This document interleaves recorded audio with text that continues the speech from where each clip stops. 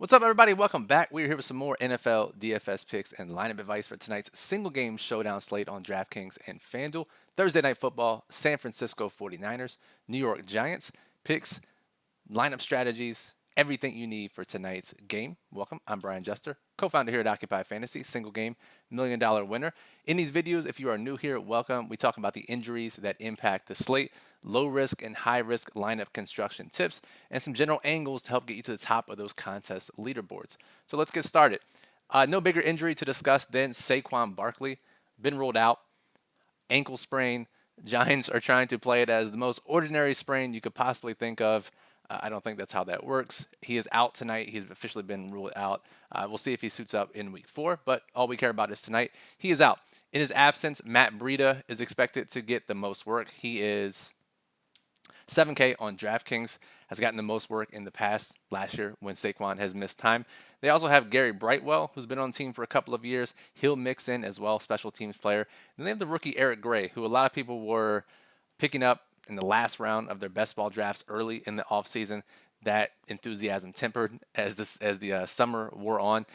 More of a special teams player. A lot of the beat reporters and coaches have issues with his pass protection. Not a great way to get in the game when you're already missing 2 of your offensive linemen, which the Giants are tonight. So that's not great.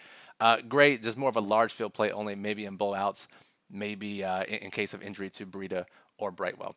So that's how the backfield is going to shake out for the Giants. The other injury we have to discuss is Brandon Aiyuk, officially questionable. Did not practice on Monday in their estimation of walkthrough. Limited on Tuesday, limited on Wednesday. He went down early in the game last week against the Rams with a shoulder injury. Came down hard on his shoulder. AC joint sprain. A lot of Twitter doctors are suggesting here. Was in and out of the game. Only played about half the snaps. So Aiyuk officially questionable. I'm leaning towards him playing. Our projections on our model and our ownership have him playing right now, but this could go either way. They said they're going to take it right down to the wire. We're hoping for a national report at some point today to give us some clue, give us some extra time to figure out how to adjust our lineups. But let's just go through the situations. If he's in, we expect him to play pretty normally. Shoulder injury, they can manage that pain pretty well for the most part if he's good enough to play. So if he's in, expect normal role for Aiyuk. If he's out, what they did last week, and this is all we have to go on, is most of his reps were replaced by Ronnie Bell. $200 on DraftKings, mostly outside wide receiver. If you played NFL preseason DFS with us, you know about Ronnie Bell. Performed pretty well in those preseason games. 0 targets last week, which honestly, why would you target somebody named Ronnie Bell when you have CMC and Kittle and Deebo Samuel on the field? That goes for the same for tonight. But if Aiyuk is out, Bell should play a ton of snaps, have more opportunities for at least a couple of targets. And at just $200 on a slate where salary is pretty tight, could be pretty useful. Now, they also have Ray McCloud, who I'm partial to because he helped me win a lot of money in preseason DFS last year. But McCloud, he actually did get a drive last week in the second half. Ronnie Bell, like I said, took most of Aiyuk's snaps, but they did give McCloud 1 drive. McCloud, more of a gadget guy, special teams guy. If we had to guess who's guaranteed to get a design touch out of McCloud or Bell, the answer, without question, is Ray McCloud. Pop pass, push pass, screen, jet sweep, something along those lines. McCloud is way more likely to get one of those types of plays, even on less snaps, than Ronnie Bell would get. However, Bell is more likely to play more snaps in the event of an Aiyuk absence. So let's just keep that in mind. Bell would be more popular. McCloud, no one's really going to play him, but a chance for more design touches, which is something we would love to see in high-risk contests. All right, so that's Aiyuk. Also on the Giants side, Wan'Dale Robinson is expected to make his 2023 debut. Rookie last year, a lot of prospect models, a lot of scouting reports were high on Wan'Dale Robinson. A lot of dynasty players were high on Wan'Dale Robinson. Started a little slow. Did have a big game week 3 or 4 last year. I forget, before he got hurt, tore his ACL, missed the rest of the year. A little slow in his recovery. Now expected to be back tonight. Not going to be back to a full-time role right away. But again, at $200, going to mix in. And this just adds some uncertainty to the game because if you look at the Giants wide receivers, they have obviously Darren Waller at tight end. But then Isaiah Hodgins at 6,400, primarily outside wide receiver. Darius Slayton, 5,600, primary outside wide receiver. Paris Campbell's been playing in the slot, 4,400. And then Sterling Shepard at 1K has been getting some red zone snaps in the slot the last 2 weeks as he also is coming back from injury, a little bit older now. So we don't know how Wan'Dale, who's primarily a slot guy, is going to fit into this mix. Just add some uncertainty on a slate where we need it if Aiyuk it does indeed play. So, low risk contests, as you'll read in our daily plug later, which highlights our top plays, lineup construction tips for various contest types. It's a very tough low risk night. 50-50s, double ups, head-to-heads, where you want to just beat half the field. That's all you have to do. Generally, we talk about locking up all the scoring, playing the value plays. There really aren't that many value plays today. Nobody's really mispriced. And because it's such a huge spread, San Francisco favored by double digits, very likely game outcome. You want to get as many of those guys into your lineup as you can. And with Saquon out, bad backup running backs that are priced appropriately, in fact, probably too highly priced if we look at Breida and Brightwell's pricing, makes it really tough. So if we try to play McCaffrey, Daniel Jones, the only reason that we'll play on the Giants side, Brock Purdy, if we decide to lock up the scoring, which I don't even think this accomplishes with Matt Breida, 1,800 per player. If Aiyuk is out, we could play Ronnie Bell. Let's just look at this really quickly, this idea. That still leaves 3,400. Giants defense, no. That's not great. If we take Breida out and we play, I don't know, let's go 49ers defense as they're a big favorite. Let's go Jake Moody, the kicker, on a big favorite. 600. This could work if Aiyuk is out. This is the only way I would play this if Aiyuk is out. And you could go with this, and you can go with Bell or McLeod or whoever the cheap option is. That's the best way to play it if Aiyuk is out. If Aiyuk is in, low risk is really, really tough tonight. And the same is on FanDuel. It's even tougher on FanDuel, actually. Let's go over to FanDuel. McCaffrey, Daniel Jones, Purdy. Can't even really fit these guys into a lineup. Bell is 5K here, but you're not going to playing two sub 7K guys on FanDuel is the worst possible strategy. It is not EV at all. Really does not win very often, if ever, in low risk contests. So you have to get rid of one of these guys. You're probably getting rid of Daniel Jones as he's more expensive than Purdy, as they are 10-point underdogs. But we're still getting rid of the highest ceiling quarterback on the slate, even though he's an underdog with his rushing ability. 9,100 per player. It's just really gross. Maybe you play Breida. Still not a ton, just because of CMC's price. Could you possibly fade CMC? That doesn't sound very low risk to me. We'll talk about that in high risk. But in low risk, CMC, you can't fade him, as he's going to be 1,000% owned in low risk contests. All right, back to DraftKings. Let's talk about high risk, as I think this is the only way to approach the slate tonight. GPP, satellites, smaller leagues, contests of that nature where you have to beat a lot of people to win a lot of money. Contests, payouts are exponential. Let's talk about that. First angle, which is the grossest, don't watch the game angle, is because the Giants are big underdogs, and most of the stud players and most of the fantasy players that people want to play are on San Francisco's side, expect most builds to be San Francisco heavy. So 4 to 5 San Francisco players per lineup. So to get different, you could play Giants players in your lineup. At least 3 on DraftKings, at least 2 on FanDuel, but probably 3. And that sounds pretty gross, right? That would require a competitive game. It would require concentrated scoring on San Francisco's side. So CMC or Debo or Kittle, one of those guys, get all of the scoring, all of the touchdowns. And these Giants running backs or receivers have to do something, which they really haven't done outside of Barkley through 2 weeks. Makes it tough. That is, again, no one's really going to do that, so it will be different. I just think it's probably one of the harder paths to get there tonight. But we'll clip this when inevitably a Giants heavy lineup wins $1 million on DraftKings tonight.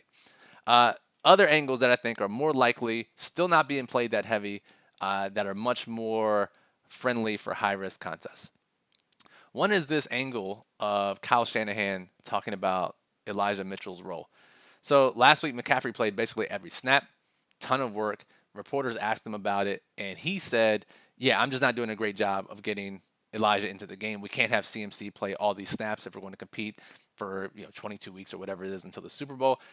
I have to make a concentrated effort to get Elijah Mitchell more work. So Eli is, let's keep scrolling, 2,400 on DraftKings, on FanDuel. Elijah, 6,500. So we'd love to see that. So if Mitchell gets more work in a game script that should allow for it, if it plays out and San Francisco is leading in the second half, even if they mix them. I mean, we saw games last year, even after they traded for CMC, where Mitchell played more than most fantasy managers of CMC were expecting. So I expect them to get back to that tonight. This is no secret. Search Elijah Mitchell, search Mitchell Shanahan on Twitter or Google. You'll see all sorts of prize picks touts saying, oh, we're going to take Mitchell over on rushing yards. Oh, we're going to play Mitchell in DFS. So I don't think he'll be like some 5% owned guy. He'll probably still eclipse 20%. That's still how gross this slate is. But Mitchell, I think the move is You can play him with or without McCaffrey. If you play him with McCaffrey, you're telling a story that makes a lot of sense there. Most of the production through the ground. You play him without McCaffrey, now you're saying he gets even more work and McCaffrey doesn't pay off his price tag. I think that's probably the angle I would go for in larger contests, especially when McCaffrey's approaching or exceeding 30% captain ownership by the field. So Elijah Mitchell, a pretty big key tonight. And even Jordan Mason to an extent. I don't think he's going to get reps over Eli Mitchell, but if this is a blowout game, we've seen Mason in the past get blowout work. Super large field, high risk only play. You play Mason, you can play him with McCaffrey or Mitchell, but expect Mason, if they're up by 15, 20, 24, 28 points in the fourth quarter, Mason could get those final drive or two and rack up enough points at $200 on a slate that is tight on salary to help us in large field contests at 1% or less ownership. So let's keep that in mind. Next, we have, just looking at my notes here, Giants wide receivers. We mentioned Wan'Dale Robinson. The other guy we have to think about is rookie from Tennessee, Jalen Hyatt. Let's find him here. There he is. 5,200. Completely overpriced, right? Because if you look at his game logs, 10 points last week, 0 points in week 1, 3 targets. 3 targets in 2 weeks at $5,200 is completely overpriced. Yes, it is a bad play by math and projections. Yes. However, last week clearly got more work in the second half than the first half after the Giants were outscored 60-0 through 6 quarters. Okay, let's maybe give your dynamic rookie wide receiver a chance. How's that sound? Okay, so they do that, design a play for him at halftime, come out of the gate, 50-yard bomb to Hyatt to start the half. Started to play a little more throughout the second half, rotating in for Isaiah Hodgins, slating a bit. Hyatt, if they're like, okay, this is a guy that we drafted for a reason and we need him in our offense, and all of a sudden he becomes a starter or takes on a larger role, he's a guy that will want to play at $5,200. What better time than on a showdown slate where we're hurting for value, hurting for ownership, hurting for leverage. So Hyatt's a guy I like tonight in larger, high-risk contests. And again, that goes, if Wan'Dale takes more snaps, it's not going to be at the expense of Hyatt. It's going to be at the expense of Paris Campbell. It's going to be at the expense of perhaps Darius Slayton. I don't think so, but of Sterling Shepard as well, those interior slot guys. All right, so Hyatt we've talked about. What if Brandon Aiyuk plays, but he re-aggravates his injury? That's great. Honestly, we might want to hope for that if you're a high-risk player. Aiyuk plays, and we play Ronnie Bell. Let's just put him in here so we can get it on screen. We play Ronnie Bell in high-risk contests, or we play Ray McCloud. Not together, but we play one of these two guys if Aiyuk is in, and these guys will be less than 5% owned because Aiyuk is in. And shoulder injuries known to be re-aggravated. Blowout game potentially. Long recovery 10 days afterwards. Let's say he hurts his shoulder first quarter, second quarter, sits out the rest of the game. Now these guys have a chance, despite their ownership not reflecting their role if Aiyuk is out. So that's only if Aiyuk is in. If Aiyuk is out, these guys will have elevated ownership. So not as big of a leverage play. And finally, it's the Giants running backs. This kind of goes in line with the Giants heavy game script. But we saw last week against the Rams, I think the Pittsburgh example in week 1 is probably pretty poor after what their offense has shown through 2 weeks. But the Rams were able to run the ball last week with Kyren Williams, with Ronnie Rivers, creative player, against this San Francisco front. Giants, obviously not necessarily the same team, nor could they probably replicate that success, but it's possible. And to keep the pass rush off Daniel Jones, maybe they run the ball with Breida, run the ball with Brightwell. These guys are going to have lower ownership than guys who are typically in running back 1 and running back 2 spots. That's his leverage we have to take on. Again, it's probably at large field only, maybe as a one pivot in smaller high-risk contests. But Giants running backs, we saw some success last week against this San Francisco rush defense. Maybe we can see it this week. Again, maybe you catch the theme here. We're hoping for a lot of things to happen. There aren't any really defined angles that we love for tonight. Stick light. There are tons of showdown contests for the rest of the season. As we talked about on Monday in the short slate, there's another one next week. We're going to have angles. We're going to have slates where we're going to be able to hammer our levers that we like. Tonight's not really one of those. So play light. Take some shots on these angles. Play a few bucks lower than you normally would. And just enjoy the game. And I hope that your leverage hits. That's the best way to play tonight. So that'll do it for this video. The daily plug will be up this afternoon. OccupyFantasy.com. Link is in the description below. Our writer Bismo will rank the plays for different contest types. He'll talk about how to build lineups for specific contest types, and then talk about contests you want to target on both FanDuel and DraftKings. Our Occupy model is up and running with projected ownership. That'll be updated whenever we get official Aiyuk news. We have him in right now. If he's rolled out, the model and the ownership will update. And our lineup builder allows you to build up to 300 lineups. I love using it on every slate, but on slates like this to see how crazy my ideas can get, what's possible, what the builder is spitting out. So that'll do it for this video. Again, make sure you are subscribed to this channel. It is free to do.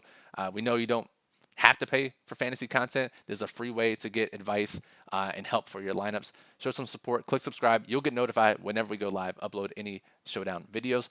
Give us a thumbs up. We've been getting to 100 plus likes lately. Can we push 150 just to show support? We'd appreciate it. Drop a like below. Any questions, comments, comment on the video. I'm monitoring this until 8 p.m. tonight Eastern. I will get back to you or bounce the ideas around with other viewers. Comment below. We'd love to see what you're thinking. We'd love to answer your question. So, Brian Jester, Occupy Fantasy, thank you for listening, and good luck in tonight's Giants and 49ers Showdown slate.